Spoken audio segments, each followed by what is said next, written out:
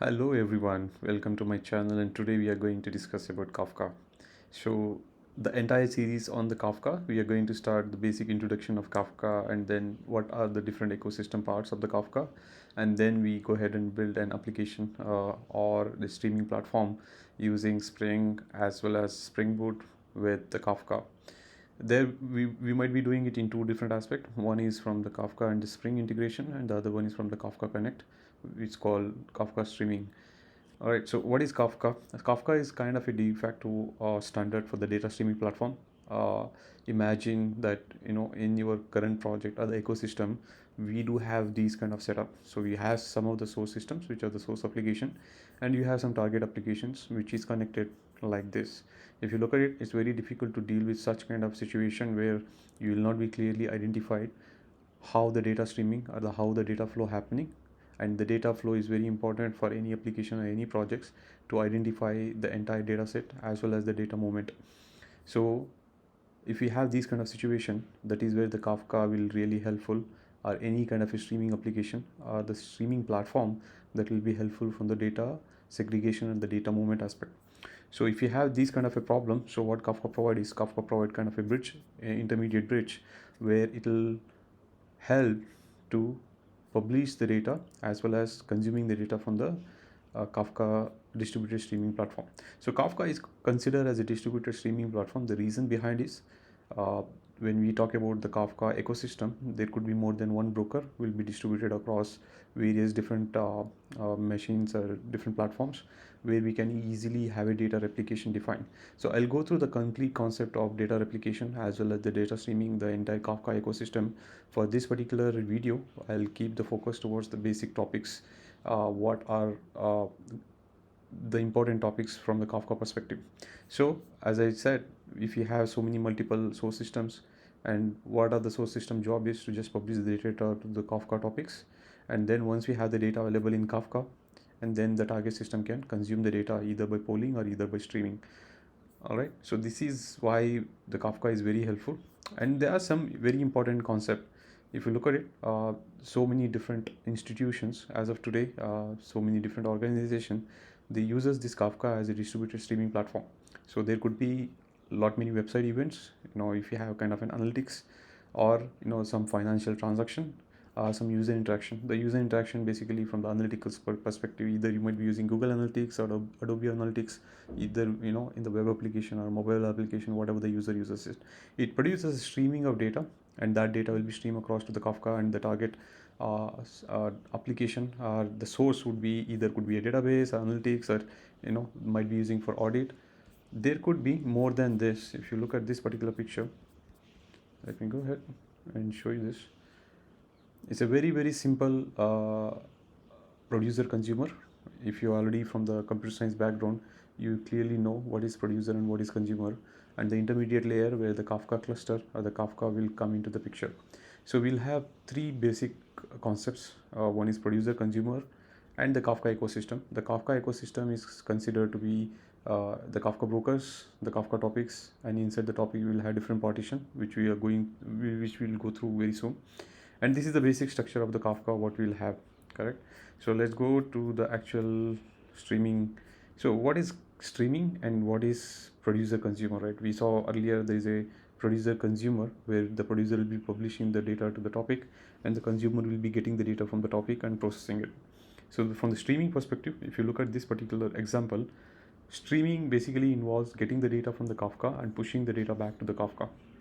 Okay, streaming application usually will have these kind of structure, as well as if you're using Kafka Connect, which is a different topic from the Kafka basic understanding, which will use us to connect from different source system to the destination. For example, if you're pushing the data from database, right, some database events, and then that will be publishing to a different database or in a different message queue. So those kind of applications, this Kafka streaming is very important. And if you look at this particular example, this is like a producer from the Twitter tweets perspective.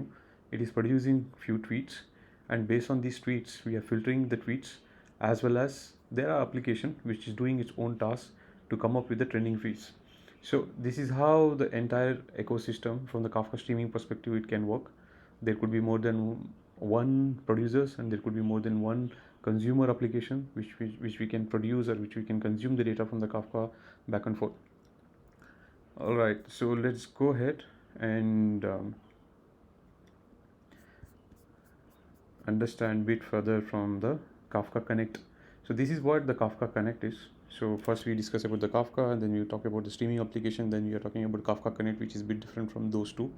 And if you understand this Kafka Connect, as I said earlier, we do have a Postgres SQL which is connected to the Kafka Connect source connector, and from the source connector we'll take up all the changes what happens in the Postgres SQL and publish to the Kafka, and the Kafka will have a sync connector which is basically a consumer, and then that might be publishing back to the S3 or any other consumer endpoint where you want to publish the data across. So this is called Kafka Connect. All right, let me go to the Kafka registry. This Kafka registry is a basic registry which is used to validate the data if you have a producer and consumer. If you want to validate the data produced by producer and the consumer, if they want to align on a specific format or a specific contract, then we'll be defining the schema registry. It could be Avro. This is a very useful and very standard format that usually we use it. And if it is a protobuf or JSON schema, as we know that every message, whatever you publish from our application perspective, it is always a JSON message. But Avro is the default. I would say that the preferred standard, what usually the organization uses it to make sure producer and consumer both are in a sync and agree to one specific contract. Okay, from the Kafka fundamental point of view, I just want to introduce a bit of this particular website. This web, I was going through so many websites to understand what is Kafka and what are the basic understanding, what are the basic components. But I come across this particular website is very, very useful, very brief and very clear in terms of the understanding of the basic Kafka topics, whatever the related ecosystem of the topics from the Kafka perspective. Please have a look at this, and it is very useful website as per me, because when I started searching about Kafka UI, the tool, I got to know that this is one of the tools which we can use, which I'll showcase in a bit when we started working on the Kafka applications. All right. So from the Kafka fundamental, these are the different ecosystem of Kafka. So we'll have a brokers, basically a Kafka cluster. These brokers may be more than one, but when you install in your local application, you will have one broker. I'll show you the setup, how we can do it. And then we'll have a Zookeeper. Zookeeper is a basic, I would say, is a server component from the Kafka, where it captures or configures the various information of the brokers as well as the topic metadata information, and it handles whenever there is a broker shutdown, or if there is a consumer shutdown or consumer addition, it takes care of all the informative metadata information and make sure that the broker or the cluster is up and running and the leader is getting elected all the time whenever there is a changes in the broker or changes in the consumer perspective, so that the producer will not have any issue publishing the data or consumer will not have any issue consuming the data from the respective brokers. All right, so here we will have a source systems. It could be web application or any kind of an application which produces the data, and producers will use these different algorithms, or I would say a mechanism to publish the data to the broker. For example, they may use round robin. This is very specific scenario where if it is the default standard, the Kafka uses it. If you don't define any specific assignment, the partition assignment logic, then we'll be using this kind of a round robin, and then we can use it key based as well as acknowledgement strategy. This acknowledgement strategy is a strategy which is used to acknowledge the data once the producer produces to the Kafka cluster, which is the broker, and the broker will acknowledge back to the producer saying whether the record is published successfully or it is failed. It has three different acknowledgement strategies which we can go through in a bit. And from the consumer perspective, we'll have topics, and then we'll have partition, we'll have replication. Topics is nothing but consider as kind of a data source where you can publish the data to, and partitions are under the topic. You can have many partitions, which we will discuss in a bit. And then replication is if you have more than one broker, then how can you replicate the data? You can have more than one copy of a message. That is what the replication talks about. And the partition leader in sync replicas, this is where the Zookeeper, the metadata information will be helpful as soon as the broker shut down, or if there is a consumer addition, automatically it will reconfigure the entire cluster to make sure that it is up and running all the time. And then here we have something called, from the consumer perspective, consumer offsets. These consumer offsets are very important point from the partition. Every partition will have this consumer offset. It's basically kind of an index. Imagine that if you have a array or if you have a list, you will keep the data from the index perspective. So I would say that consumer offset start from 0, and it increment the value whenever there is a new message comes to the particular topic. And Kafka has a retention policy. By default it is 7 days, but we can configure that to change from the configuration perspective, so that even after the message consumption the data will be still available. The offset will get incremented so the consumer can get the data, which we can discuss, and I'll go through the complete setup as well as the complete program where you can able to see how the Kafka application works.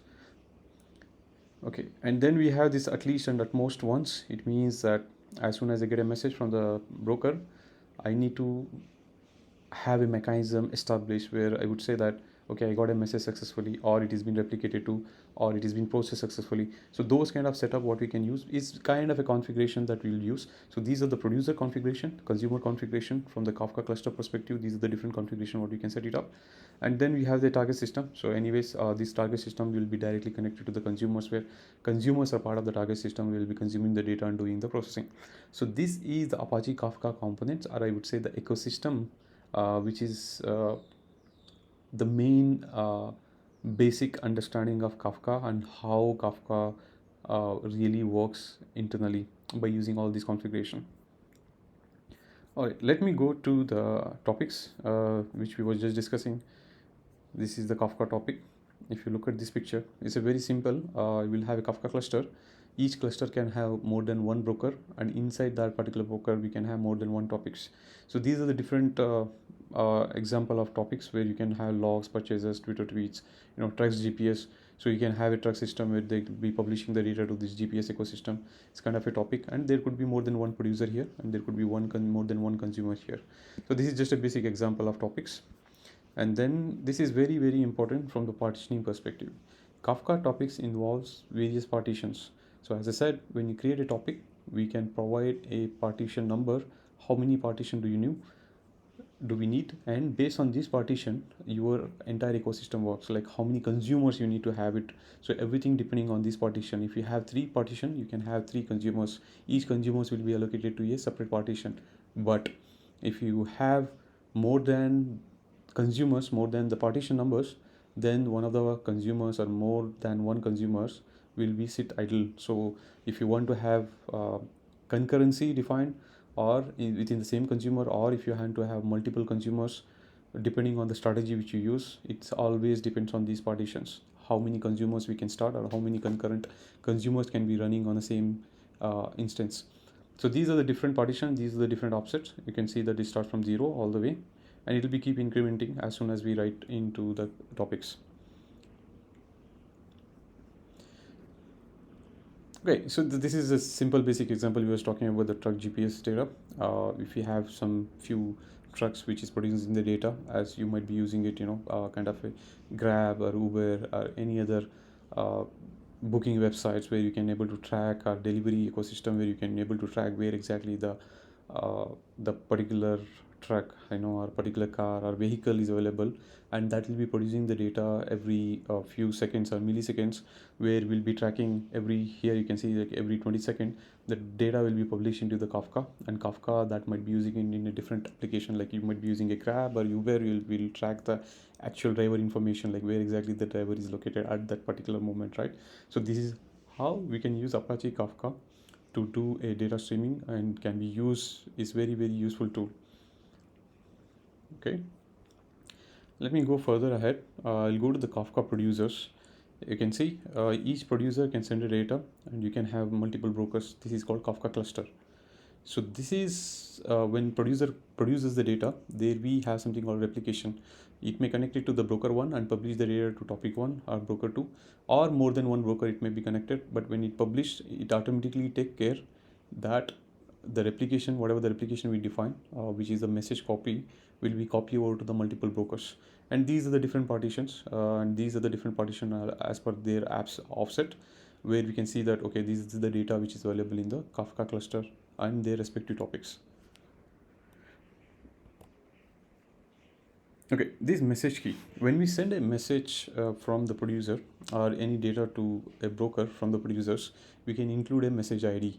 This message ID is very very important to identify the particular partition, because based on that particular message ID we always route the message to a particular partition inside the Booker or inside the topic. So whenever we publish a message, the key is very important. Based on that key, we will know where exactly the message. When we have a sequence of messages that needs to be processed sequentially, or if you want to maintain the order, we need to be using this key. So if you look at that instruction here, so if we have a same key, it will be published to a same Kafka partition. If the key is null, it means it will be distributed across partition in a topic. So this is very important concept. So when this one will be showing, I mean, when we'll building the application, I'll be showing exactly how to produce the application data, which will have a message key, and without a message key, where does it go or where does it flow? If you don't have a message key, then it will flow randomly to different partitions. If you have a message key, then based on the message key, based on a specific algorithm, it is called murmur2, and that algorithm will just show you a bit. It has a specific calculations. Based on that particular calculation, it route the message to the partition. So this is a message anatomy. So usually when we have a message, if you guys are already working on any big organization, we'll have a standard defined message for every event or every message. We'll have a metadata which is on the top. You can just call it as a header, list of headers, and then we'll have a payload, and then we'll be using this compression type. This compression type will be useful when you use kind of a batch processing. Producer can publish the data to the Kafka broker either message by message, or you can combine together as one particular message with multiple messages together as one particular batch. That is, we call it as a batch processing, which is a batch production, where we'll be publishing the messages as a group of messages as a batch to the broker. Okay, that is where the compression type will be useful, very useful in terms of which particular algorithm to use, and I'll be showing a demo on that also. Right, we'll have list of headers, then from the partition plus offset, then the timestamp. By default we use as a system timestamp. If you want to set, you can set your user defined timestamp, will be published into the topic. So these are different components, I would say, part of the message. Very very basic: key and the value, which is the payload, then what is the compression type if it is a batch, and then we'll have list of headers and what is the timestamp, so and so. Hey, Kafka consumer is a simple explanation. If you look at this particular diagram, we have a brokers, and then it has its own partition, and based on this partition we have this number of consumers. As I said earlier, if I have 3 partition, if I have 2 consumers, one of the consumer will take care of 2 partitions. If I add on one more consumer here, then by default it will be assigned a different partition, and there will be rearrangement happens, and that all the information will be take care from the consumer perspective. It will automatically handle. You don't have to do as a developer anything, right? Kafka ecosystem has a built-in rules or set of rules where we can identify, or it will identify how the consumer will be allocated to a topic as soon as a new consumer comes in. If the new consumer goes out or shut down, how the existing consumer should be allocated to a different partition to process the messages. So this is a very basic understanding of consumers, how it really work. Okay, so there are very important concepts from the serialization and deserialization perspective. Whenever we publish a data, or whenever we do a network transition of the data, we always use something called serialization, and then we'll have something called deserialization. So the deserialization is nothing but once we publish the message during the production or during the producing the data to the Kafka, we use a specific serializer, and during the consumption we use a specific deserializer. It could be a string, it could be JSON, or it could be any other format. During publishing the message or during the configuration, when our application needs to connect to the Kafka, we need to say that what is the key serializer, what is the value key serializer, and then we need to have the respective key and value deserializer set up also part of the application. So I'll show you with the basic string serialization and deserialization, then I'll go to the JSON, which is the actual usage what we use, and there could be more than multiple set of key and value serializer and deserializer which we can use it. So with this example, you can see that we have a key binary on this, and then if you look at it, the deserializer point of view, I'm using integer, so it converted into an integer. Similar to the value, if you're using something called string, it will be converted into string. So based on the serializer and deserializer which is configured, it will produce or consume the data in that particular format.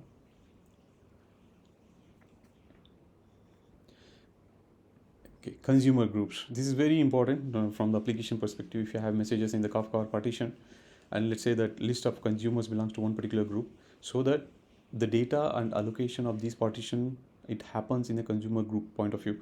If you look at it, we have a consumer group application which is 1 2 1 3, which is consuming the data from different partitions, and automatically the arrangement where it has to be consuming from which partition will be automatically, we can define part of the consumer group when we start a consumer, or automatically Kafka does it for us. So if it is part of the same consumer group, so that we will consume the messages in a synchronous manner where, or asynchronous manner, in a way that it will not read duplicated messages. So for that we use a consumer group.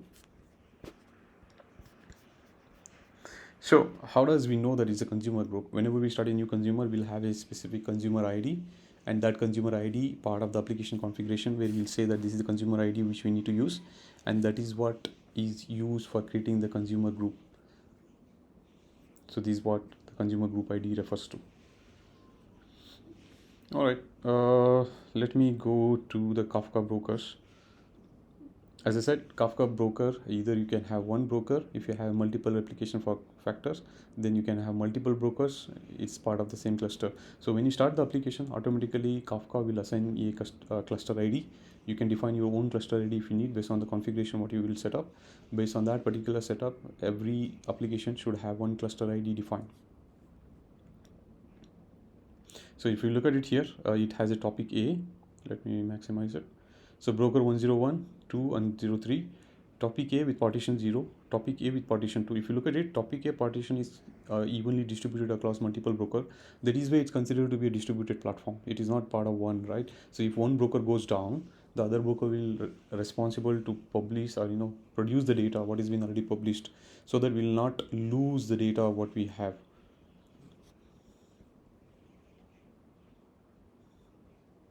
Okay. So this is the replication what I was talking about. If you look at it, partition 0, and there is a replication, you have this partition 0. So whenever there is a broker 101 goes down, the broker 102 will handle the respective data what needs to be give it part of the partition 0. Right, so this is how the replication happens. The replication is a basic strategy where we use to copy the same message in multiple different brokers. If you don't have that replication factor, imagine that the Kafka 101, as I highlighted in the previous image. Let me go to the previous one. So if we look at it, if the Kafka broker 101 go on and then partition 0, if there is no replication, I do not see any, for that particular topic, there is no data available in different brokers. If this goes down, I cannot have any data defined in any other brokers. So that is the reason replication factor is very, very important. And when we set up the replication factor, even though we have one broker, we will have multiple replication factor, which is more than one. And this is the basic Kafka cluster, how the Kafka client will interact with the broker to connect to or send the data, or to receive the data from. Once we have this connection and metadata request, what it makes, it is a default request based on the configuration what we do in the application. And based on the broker setup, whatever we need, we can connect to any of the broker. Any of the broker can act as a parent, or kind of a master node, where it will get a connections, and based on that we can consume the data too. And if you look at the point number 3 here, can connect to the needed brokers also. It is up to us to say, even though we have a cluster of brokers, we can connect to the which particular partition. So it will helpful, because if your Kafka cluster is defined in so many different countries or different regions, then it's specific to your application or the usage, you can connect to the respective Kafka broker. So what is Zookeeper? Right, so we were discussing about one more bit of thing. Apart from the Kafka cluster, we have something called Zookeeper. Zookeeper is a metadata setup, or the store where it takes care of the Kafka cluster, how the Kafka cluster should behave when the new consumer adds on, or when the new producer produces the data, where does the topic information located. All those meta information available in Zookeeper. As you can see, Zookeeper server 1 follows these Kafka brokers, and similar to that, but it has a bit of drawback because it handles outside the Kafka cluster. This is something, whenever we want to scale up the Kafka clusters, then the Zookeeper, every time there is a change in the cluster, this has to be interacted, and this should support all the way down. So recently in the latest Kafka versions, what team decided to take out the Zookeeper. Right, if you look at this cake crop mode, This is what the setup what the team wanted to come out with. There's a specific version of the Kafka where it is part of it. So let me try to get those versions.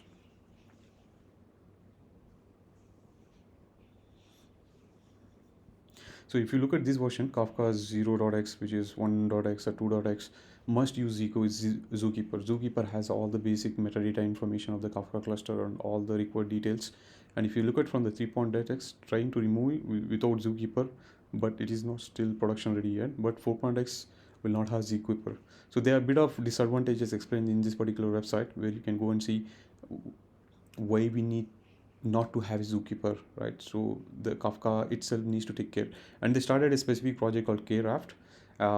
Basically, it's a project where they want to take out the Zookeeper from the entire setup from the Kafka perspective. So this is what this particular project talks about, and you guys can go ahead and have a look at it and understand why Zookeeper is not important in terms of like how we can scale up the application, right? So what are the bit of disadvantages what Zookeeper has. So that is the reason Kafka team is looking into removing the Zookeeper completely and everything to be maintained and managed from the Kafka cluster perspective itself, right? All right, so this is the basic introduction and different parts of Kafka components, and I'm going to have a next session where I'll be focusing on installation of Kafka by using Docker, and then we'll be having a simple compose file. Docker compose file will be just starting those Docker compose. It will create set of containers, and based on that, once it is set it up, then we can get into the actual hands-on exercises where we'll be having a simple application uh, with a simple string based messaging system, and then we'll have a specific JSON based, and then we'll be using batch producer and batch consumers, like how can we publish the messages from the batches perspective, like set up messages in a group of batches. And then once we define everything, we can get into the Kafka streaming as well. Okay, hope you guys get a bit of information, or the bit of basic understanding of the Kafka and why do we need Kafka and how to use Kafka we'll be covering in a bit later. And thank you so much for watching.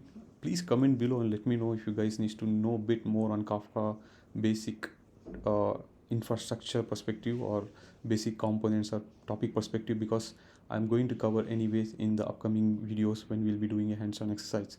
Thank you and have a nice day.